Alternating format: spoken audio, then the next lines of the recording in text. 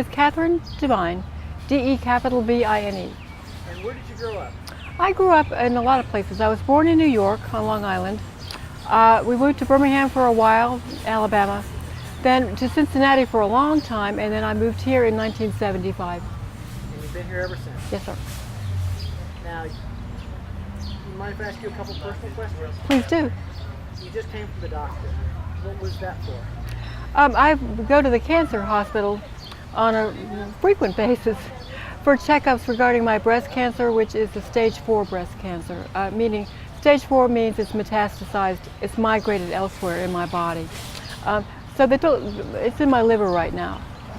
And the liver tumor, I'm told today, has shrunk to a fraction of its original size. Oh, that must make you feel great. It's a relief, yeah.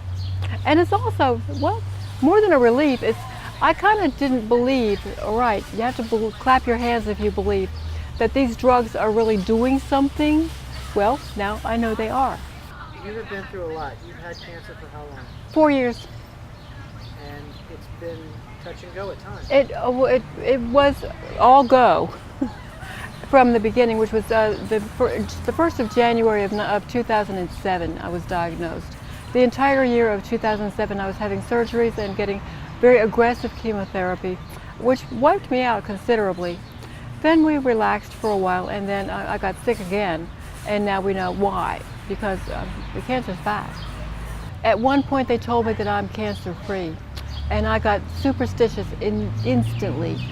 I didn't want to hear that. I mean, you're supposed to be out for at least 5 years before anybody says that cancer-free stuff. I was only out for 1 year. And sure enough, it came back. That's what it does. You know, it comes back. So I'm going to ask you a question about the question that I ask everybody in this documentary. That is, what happens when you die? I believe that you have to be, I shouldn't even start off by saying I believe. To my way of thinking, you'd have to be very religious, really seriously, fundamentally religious to believe, to expect anything to happen after you die. You know, your religion could be, like I was raised Catholic. I'm supposed to believe that when I die, I will be with God in heaven. I don't believe that. I don't. And I don't believe there's any kind of life after death. I don't think that I will be hovering over certain favorite people in the world, you know, to make sure they're okay and for them to pray to me for the best thing to happen. I think that when you die, it's over. It's just over. So how does that, the way you feel, affect the way you're living your life? It makes me feel pretty relaxed about the whole proposition. Since I've come close to death in the past year, like really close, like hospital in a coma, respirator close, and you emerge from an experience like that with in my case, it was the first time I ever thought about dying. Now I actually think about it a lot, and when I think about dying, I think about living. I with focus on the living part of having come close to death and having chances are darn good that my lifespan has been shortened by all of this.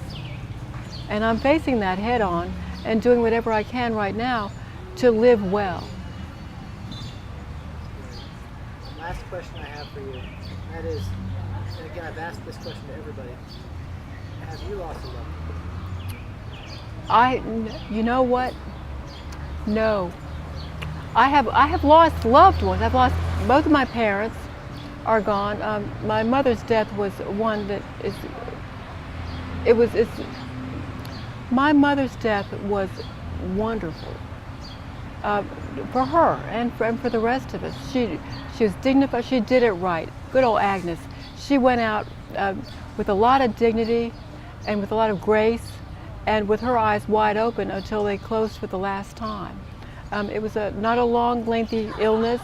It was not something that we all very privately hoped would come to. Come on, Mom, get it over with. No, she had a beautiful death, a very good death, as Simone de Beauvoir would say. I want the same kind.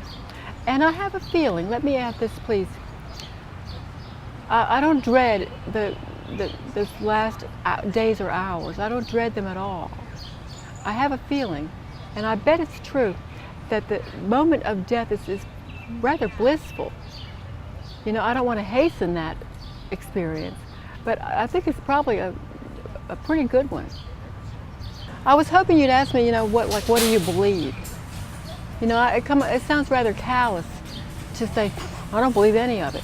Well, I've done that. As a Catholic, I don't believe any of it. You know, they're teaching you this stuff about the resurrection and the virgin birth and the infallibility of the Pope. Come on, I don't believe it. And that's kind of a handy stance. If I believed all that stuff, I'd be going to hell. What happens when you die? That's actually a difficult question. You die and what's left of you goes wherever it goes. I mean, like I can't tell you an exact guarantee on that. You know, if there's a soul, then it goes wherever souls go. All right, so how you believe that, how does that help affect how you live your life every day? Well, I'm going to assume that if my soul's going someplace, then everybody else is. So I can't, be rude or be cruel to somebody else because I'm going to meet them somewhere else, probably. I mean, and that's significant. Like if I'm going to treat somebody well today, it's because underneath all that, I know I can encounter them sometime else. And I don't want them to sit there and be like, hey, this guy really screwed me over. Have you ever lost a loved one? Well, I mean, I've lost my aunt to breast cancer. I've lost my grandmother just due to old age. And, my aunt I was kind of close to, but my grandmother I was really close to. She was kind of like a second mom almost. She would do all the mom stuff when mom was out working. And so that was a big deal.